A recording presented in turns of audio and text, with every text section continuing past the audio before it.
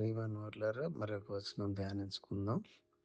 అందుకు జనులు, అలాగైతే మేమేం చేయవలెనని అతనిని అడుగగా, లూకా 3:10. ప్రభువైన యేసుక్రీస్తు వారిని సొంత రక్షకునిగా అంగీకరించి బాప్తిజం పొందిన తర్వాత మనం ఏం చేయాలో తెలుసా? మనం ఈ విధంగా చేయాలి.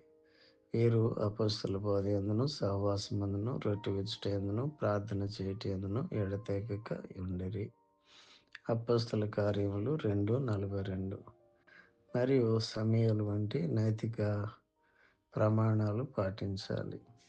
నీవు మాకు ఏ అన్యాయమైనను, ఏ బాధనైనను చేయలేదు. ఏ మనిషిని యొద్ద గాని నీవు దేనినైనను తీసుకొనలేదని వారు చెప్పగా. 1 సమూయేలు 12:4. మన తండ్రి అయిన దేవుని నుండి, ప్రభువైన యేసుక్రీస్తు నుండి కృపా సమాధానములు మీకు కలుగునుగాక.